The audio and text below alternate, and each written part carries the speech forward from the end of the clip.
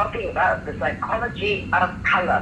Marion, welcome back to the show. This is something that I'm so passionate about. I discovered this when I started doing my image work so many years ago. And I had to recommend to people what colors to wear, what matched their skin tone, what colors were appropriate for office wear, etc.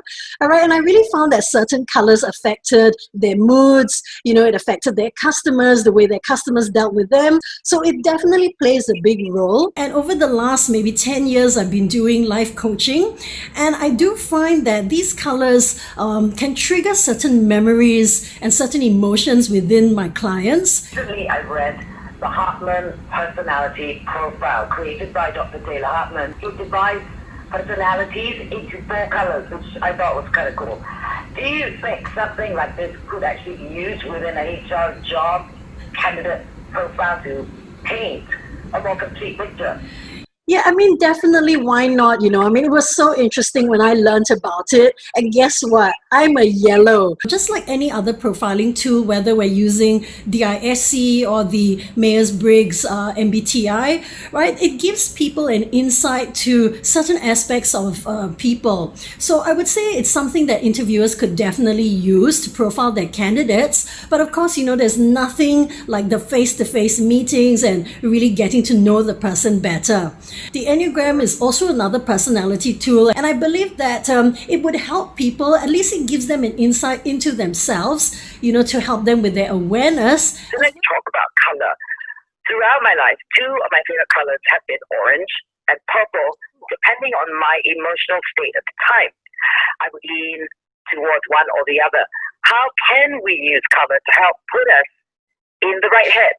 Maybe switch the mood that we're in. So let me talk to you a little bit about orange and purple, which I'm quite sure you know the meanings, yeah? So orange is about physical comfort and warmth. It gives you that really warm, cozy, heartfelt feeling. So the intimacy is definitely something that orange brings about for some people, right? On the other hand, when you talk about purple, they tend to associate it with words like royalty and quality, So putting them both together, wow, that's an interesting combination. But they're both so vibrant, they're playful, and they can be elegant in the right style. So, to put yourself in the right mind, I think it's really being aware of both the positive and negative words that are associated with this color. So for an example, if you look at the color that I love, which is red, and I have tons of red things. Red is about passion, it's about energy, it's about confidence. But on the downside, you look at words like aggression, control, dominance, and I can definitely see those behaviors in my personality. So when I talk to clients about colors and we explore, the positive meanings, the negative meanings of why they chose this color, and it always comes to a specific word that stands out to them, and they go, oh, okay, that's so interesting because that's definitely what I'm feeling at the moment. It's bringing about certain emotions, and so we can talk to them and then get them to look at the positive side of the color and think about whether they can put themselves in that same state. So let's talk about happy colors. What are the happy colors? Again, I love yellow too.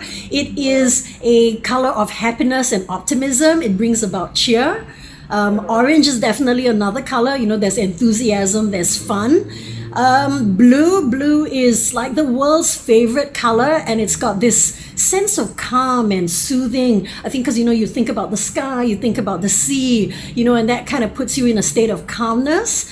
Another happy color I would say is perhaps green. Green is about balance, it's about growth, because everywhere when we look around in nature and things are regrowing, there's rebirth, there's something new coming up, and it's usually in green in nature, right? So those are beautiful colors that can definitely bring about happiness. There's also turquoise, another happy color. It's about friendship and joy. Pink, light purple. There's femininity, there's mystery. There's so many beautiful colors out there that can bring about happiness. What color should I be wearing? I think in order to put yourself in the right state of mind, number one, you've got to love the color. And I would say try to explore new shades, new tones. Don't just keep to the same color. And when you love the color, you feel good about it, it's going to give you that confidence that makes people who are interacting with you feel welcome. They'll feel your confidence. because it comes out from your body language, because you're feeling good in the way you wear this color. So I would say that would be the most important, and then you're going to get people who say, I wouldn't want to wear so many bright colors, it's not really my thing because I'm more of a black or a dark gray or a navy. And those are classic colors which are a must, but just to mix it up a little bit, which brings a bit of glow to our face, I think a light bright color would do wonders. Let's talk about a job candidate, somebody who is trying to figure out what to wear for that all-important interview. Now, we all think black is serious and solemn and formal and professional, but should we be wearing black to a job interview? We want to be taken seriously, but at the same time, we want to soften that harshness of black. What are alternatives? Black is really a beautiful color. Number one, it matches with everything. Number two, well, it's slimming, and who doesn't want to look slimmer, right? So I would say black is good, but look for shades of black, You could go for charcoal. You could mix it up, as I mentioned earlier, with some lighter colors. And if those lighter colors can be worn closer to your face, that's going to be so much better. But the thing with black, Clarissa, is it's about power, it's about elegance, it's about sexiness. Right? So, and mystery too. So I think black, we can never really run away from it. But I definitely agree that you would not wear all black.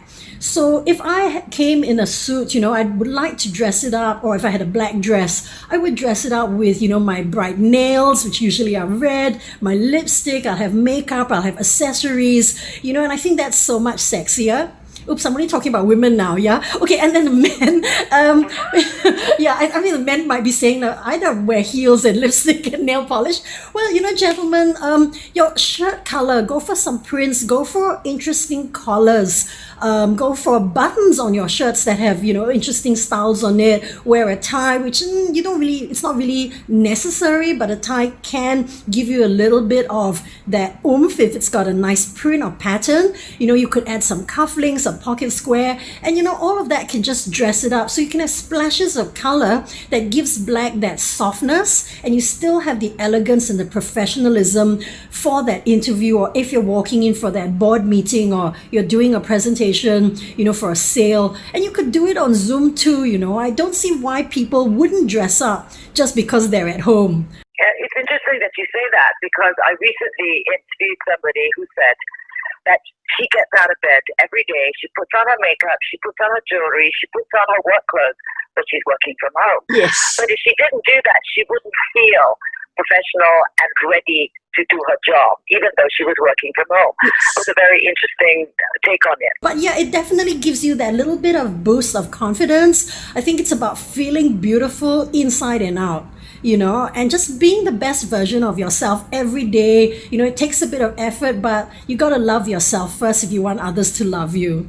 Right. And that's a beautiful note to end on. Thank you so much, Marion.